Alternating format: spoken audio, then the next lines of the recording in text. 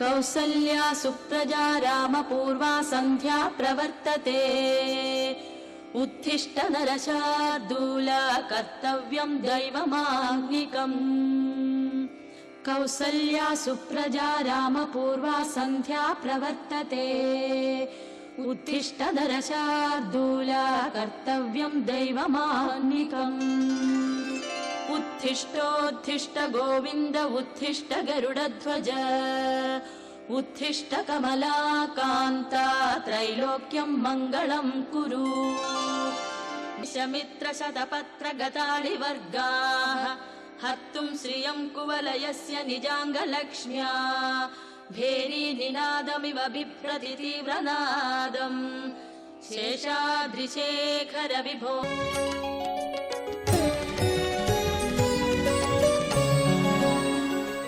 లోపల ఉన్న ఆత్మ చైతన్యానికి ఈ శరీరం ఏమైంది?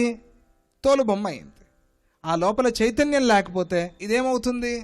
శివం పోతే అంతే, తీసుకెళ్ళండి అంటారు. అందువల్ల ఆ చైతన్యాన్ని మరిచిపోకూడదు అని తెలిపేందుకోసం అన్న మాట అది. అంతేగాని ఆయన ఏదో మనలతో ఆడుకుంటూ మనం ఆయన్ని నమస్కారం చేస్తేనే మనల్ని బాగా చూస్తాడు, ఆయన మరిచిపోతే మనల్ని శిక్షిస్తాడు, అలా కాదు. తండ్రి తల్లి ఎవరైనా పిల్లల్ని శిక్షిస్తారా? లేదు కదా. మరిచిపోయి ఎక్కడో దూరంగా ఉన్నా కూడా 10 సంవత్సరాలు అయింది అమ్మా నాన్నతో మాట్లాడి, కానీ అమ్మా నాన్న ఏమనుకుంటారు? వాడెక్కడున్నా బాగుండాలి అనుకుంటారా లేదా? ఏమంటే అందరికీ అనుభవం ఉంది కదా అది. మరి ఇది సహజంగా లోకంలోనే ఈ ప్రవృత్తి ఉన్నప్పుడు ఆ భగవంతుడిని మనం స్మరణ చేయకపోతే మనల్ని శిక్షించాల్సిన అవసరమేముంది ఆయనకి? అది చాలా పొరపాటు. కానీ మనం అలా చెప్పాలి. ఎందుకు అంటే భయం లేకపోతే భక్తి లేదు, మర్చిపోతాం. పర్వాలేదు, టేకెన్ ఫర్ గ్రాంటెడ్ అని. అంటే ఏం చేయడు కదా, ఏం చేయనప్పుడు మనం ఎందుకు కొలవాలి అని ఆ స్థితికి వెళ్ళిపోతాము. నాస్తికులమైపోతాము, నాస్తికులమైపోయి పాడైపోతాం. ఏమీ లేనప్పుడు ఎందుకండి ధర్మము? ధర్మచ్యుతి అయిపోతుంది, ధర్మనాశం అయిపోతుంది. భక్తి అనేది ధర్మాన్ని నిలబెట్టడం కోసం. ధర్మం ఎవరి మనస్సులో వాళ్ళలో ఉంటుంది కదా, ప్రత్యేకంగా ఉండేది కాదు అది. ఆ మనస్సులో దేవుణ్ణి నిలిపినప్పుడు, భగవద్భక్తిని నిలిపినప్పుడు ధర్మం నిలుస్తుంది. అందుకనే ఆస్తికవాదం కావాలి. అందువల్ల శ్రీహరి ఏమంటాడు?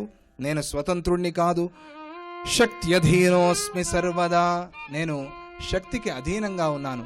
తామేవ శక్తిం సతతం ధ్యాయామి చ నిరంతరం. నువ్వు అడిగావు నన్ను ఎవరిని ధ్యానం చేస్తున్నావు అని. నేను ఆ శక్తిని, ఆ పరామాతని, ఆమెనే స్మరణ చేస్తున్నాను. శ్రీహరి ధ్యానం చేస్తున్నట్టు. కొన్ని సందర్భాల్లో శ్రీహరి అంటాడు నేను శివుణ్ణి ధ్యానం చేస్తున్నాను అంటాడు. శివుణ్ణి అడిగితే నేను శ్రీహరిని ధ్యానం చేస్తున్నాను అంటాడు. ఇప్పుడు శ్రీహరి ఏమంటున్నాడు? నేను ఆ పరాశక్తిని ధ్యానం చేస్తున్నాను, ఆ శ్రీమాతని ధ్యానం చేస్తున్నాను. జయ బలో జయ లక్ష్మీమాతకి జయ. ఆమెనే ధ్యానం చేస్తున్నాను. నాతః పరతరం కించిత్ జానామి కమలోద్భవ. ఇంతకన్నా నాకు వేరే తెలియదు. ఆ తల్లిని ధ్యానించడం తప్ప వేరేది నాకు తెలియదు అని దివ్య రహస్యాన్ని బ్రహ్మదేవుడికి తెలిపి శ్రీ మహావిష్ణువు. అందువల్ల ఓ వ్యాస, ఆయన ఆ రోజు ఉపదేశం చేశారు కాబట్టి దానిని నేను విన్నాను బ్రహ్మదేవుడి నుంచి, నీకు చెప్తున్నాను. నువ్వు కూడా అమ్మవారిని ధ్యానించు. అసంశయం హృదం భోజే. సంశయాల్ని విడిచిపెట్టి భక్తిగా కొలు. అవుతుందా అవదా అనుకోవద్దు. అయి తీరుతుంది అని కట్టు. పూర్ణఫలం అయి తీరుతుంది. అవుతుంది, ఖచ్చితంగా అవుతుంది అనుకుని పూజించు, ఖచ్చితంగా అవుతుంది. నీలోనే సంశయం ఉంటే, నీలోనే అనుమానం ఉంటే దాన్ని ఎవరు పోగొట్టేది? అందుకనే సంశయం లేకుండా హృదం భోజే భజ దేవీ పదాంబుజం. ఆ అమ్మవారి పాదాల్ని హృదయంలో ధ్యానం చేయి. హృదయ పద్మంలో ఆ తల్లి పాదాల్ని అలా మెల్లగా నిదానంగా ఉంచింది అనే భావన చేయి. హృదయ పాదం, ఆ పద్మం, ఆ హృదయ పద్మంలో అమ్మ నువ్వు వచ్చి ఉండాలి, నీ పాదాలని అక్కడ ఉంచు. ఎందుకు అంటే నా హృదయం చాలా కఠినమైంది, రాయి ఇది, ముళ్ళు ఉన్నాయి ఇక్కడ. అందువల్ల దీన్ని పద్మంగా చేసి ఆ పద్మంలో నీ పాదాన్ని ఉంచు, నీ పాద పద్మాన్ని నా హృదయ పద్మంలో ఉంచు అని ఆ తల్లిని ఎప్పుడు ప్రార్థన చేస్తూ ఉండాలి.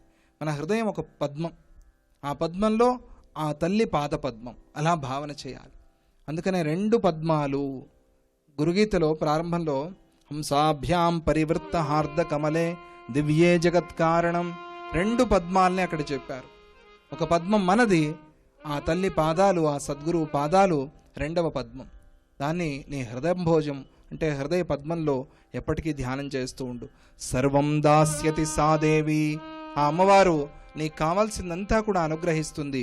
యద్యదిష్టం భవేత్తవ. ఏది నీకు కావాలో దాన్ని ఇవ్వటం గొప్ప. నేను అడిగే ప్రశ్నని జాగ్రత్తగా వినండి. ఏది మనకు కావాలో ఇచ్చేవాళ్ళు గొప్ప, ఏది మనకు అవసరమో దాన్ని ఇచ్చేవాళ్ళు గొప్ప? చెప్పండి, ఎవరు గొప్ప?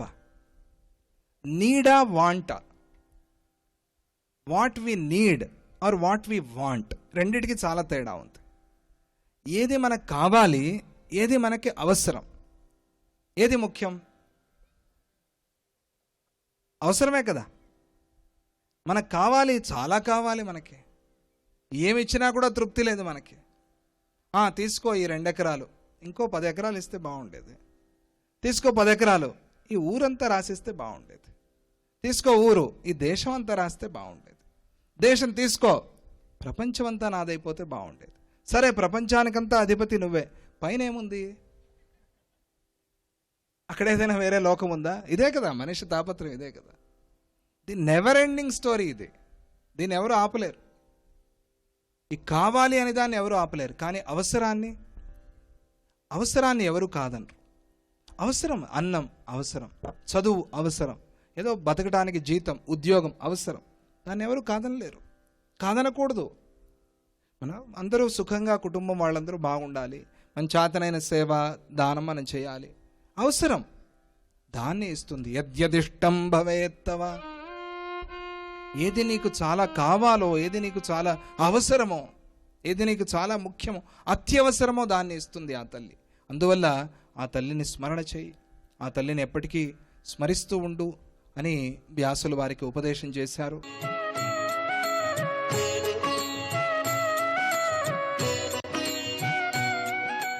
శ్రీ మహాగణాధిపతయే నమః. శ్రీమాత్రే నమః. నిత్య జీవితంలో నవగ్రహాలను ప్రసన్నం చేసుకోవటం ద్వారా నవగ్రహాల అనుగ్రహానికి పాత్రులై అన్ని సమస్యల్ని చాలా సులభంగా అధిగమించవచ్చు. నవగ్రహాల్లో చంద్రుడికి విశేషమైన ప్రాధాన్యత ఉంది. చంద్రమా మనసో జాతః అంటుంది వేదం. అంటే చంద్రుడు మనఃకారకుడు. మనఃకారకుడైన చంద్రుడిని ప్రసన్నం చేసుకోవాలంటే, మానసికంగా ప్రశాంతత కలగాలంటే కొన్ని ప్రత్యేకమైన విధి విధానాలను పాటించాలి. ఆ విధి విధానాలను పాటిస్తే నవగ్రహాల్లో చంద్రుడిని చాలా సులభంగా ప్రసన్నం చేసుకోవచ్చు. చంద్రుడి ప్రసన్నత పొందాలంటే నవగ్రహ ఆలయానికి సోమవారం రోజు వెళ్ళి, సోమవారం రోజు నవగ్రహ ఆలయంలో చంద్రుడి విగ్రహం దగ్గర 10 ఒత్తులు వేసి ఆవు నెయ్యి పోసి దీపాన్ని వెలిగించాలి.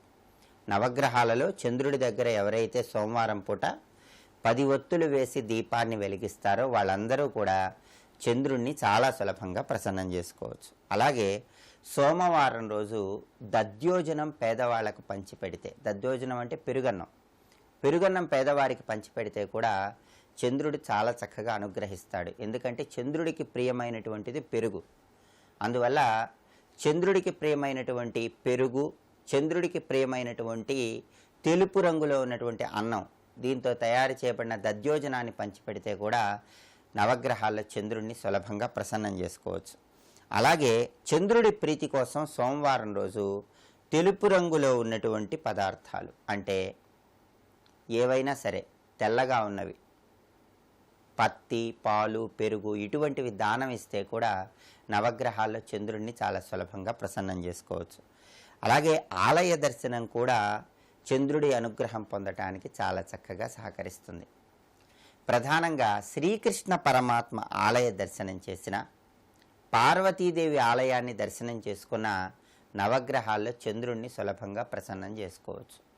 చంద్రుడు మాతృకారకుడు అంటుంది జ్యోతిష శాస్త్రం. అంటే తల్లి ఆరోగ్యం బాగుండాలంటే, మీ తల్లిగారికి ఉన్నటువంటి అనారోగ్య సమస్యలను తొలగింపజేసుకోవాలంటే, తల్లిగారితో సంబంధ బాంధవ్యాలు బాగుండాలంటే, మానసిక ప్రశాంతత ఉండాలంటే చంద్రుడిని ప్రసన్నం చేసుకోవాలి. అలాగే వ్యవసాయ రంగంలో ఉన్న వాళ్ళు పంటలు బాగా పండటానికి, వ్యవసాయ రంగంలో చక్కగా రాణించడానికి కూడా చంద్రుడిని ప్రసన్నం చేసుకోవాలి. అలాగే చిన్నపిల్లలకు చాలామందికి బాలారిష్ట గ్రహ దోషాలను ఉంటాయి. ఈ బాలారిష్ట దోషాల వల్ల 16 సంవత్సరాలు వచ్చే వరకు ఆరోగ్యంలో ఇబ్బందులు ఎదురవుతూ ఉంటాయి. ఈ బాలారిష్ట దోషాల నుంచి బయటపడటానికి కూడా చంద్రుణ్ణి ప్రసన్నం చేసుకోవాలి. చంద్రుణ్ణి ప్రసన్నం చేసుకోవటానికి దుర్గా స్తోత్ర పారాయణ కూడా విశేషంగా సహకరిస్తుంది. దుర్గాదేవికి సంబంధించిన స్తోత్రాలు చదువుకున్న కామాక్షి స్థవము అని ఉంటుంది. అంటే కామాక్షి అమ్మవారికి సంబంధించినటువంటి స్తోత్రం.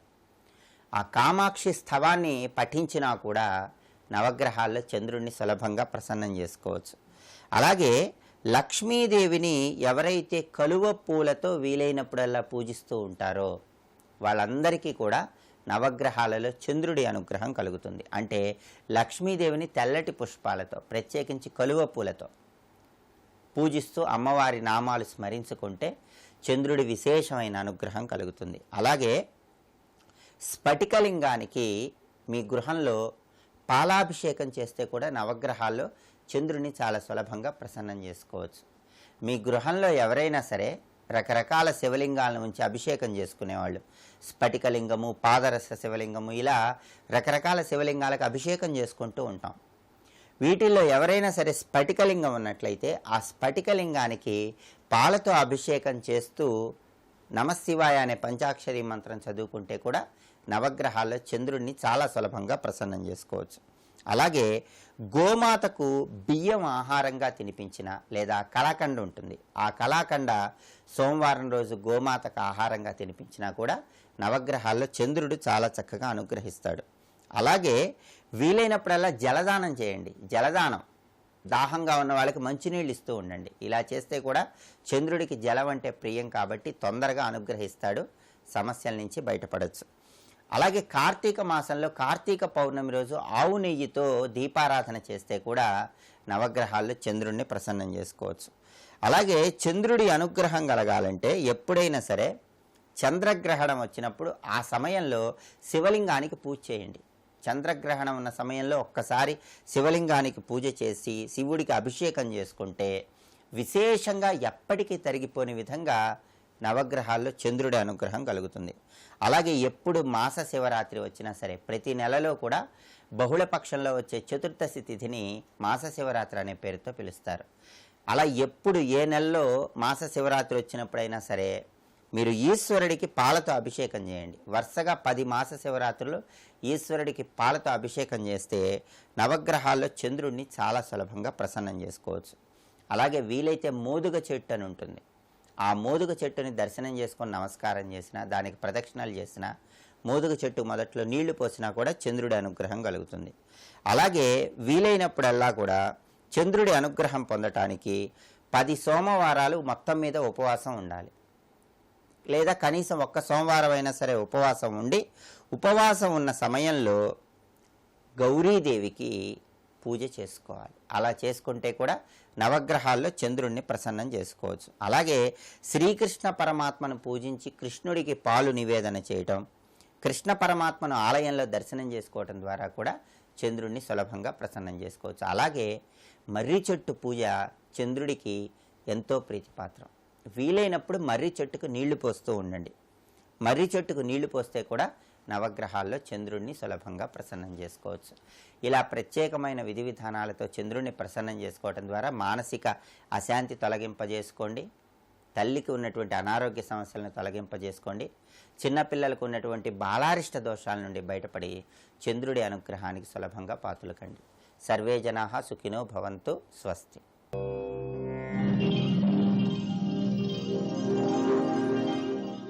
ప్రజాః సృజేయేతి నారాయణాత్ ప్రాణో జాయతే మనః సర్వేంద్రియాణి చ ఖం వాయుర్జ్యోతిరాపః పృథివీ విశ్వస్య ధారిణీ. నారాయణాద్ బ్రహ్మా జాయతే నారాయణాద్ రుద్రో జాయతే నారాయణాదింద్రో జాయతే నారాయణాత్ ప్రజాపతయః ప్రజాయంతే. ఇలా లిస్టు చెప్పింది మనకి వేదం.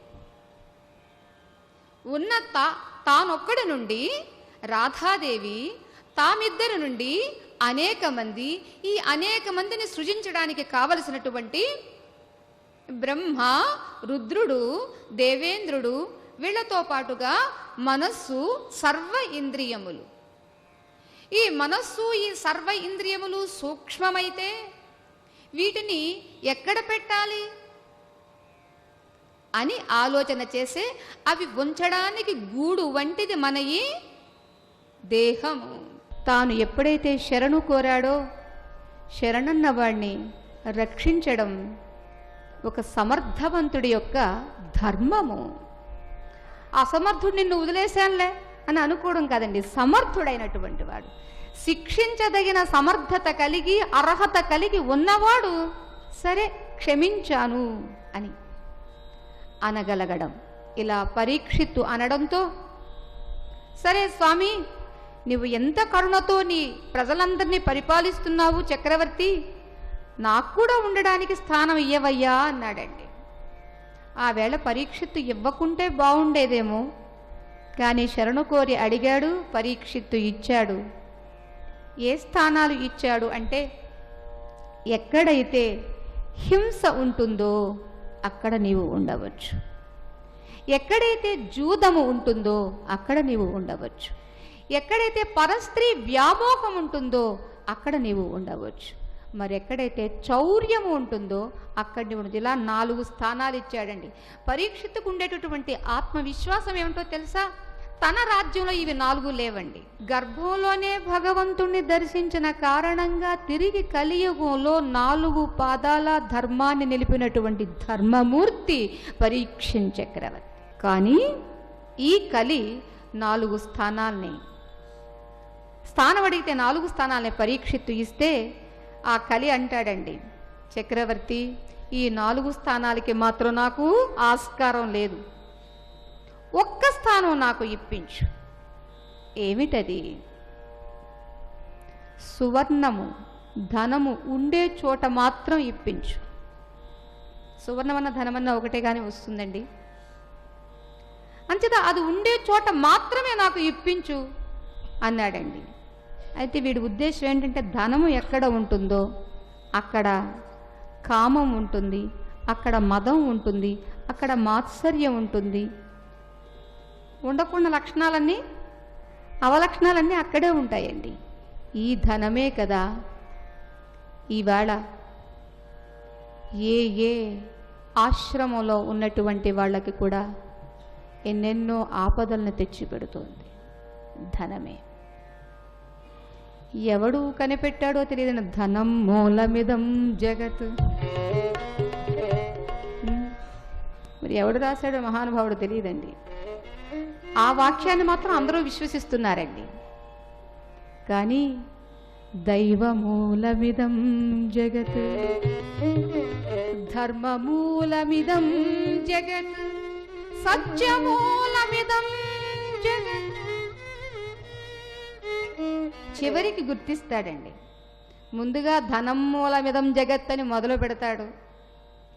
చివరికి శరీరం రాలిపోయే లోపుగా, అరెరే నేను ఒకనాడు డబ్బు అనుకున్నాను, ఇవాళ ఆ డబ్బు నన్ను కాపాడలేదు, ఆ డబ్బు నా బిడ్డల దగ్గర నన్ను ఉంచలేదు, ఆ డబ్బు నాకు రోగాన్ని పోగొట్టలేదు, నాకు ధర్మాన్ని కూడా ప్రసాదించలేదు. డబ్బు కాదు ముఖ్యం, ధర్మం, దైవం.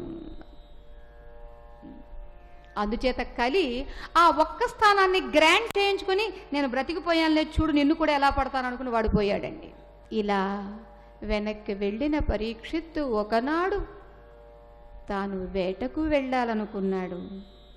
అంతే, వేటకు వెళ్ళిన అతడు చేయకూడని కృత్యాన్ని చేశాడు.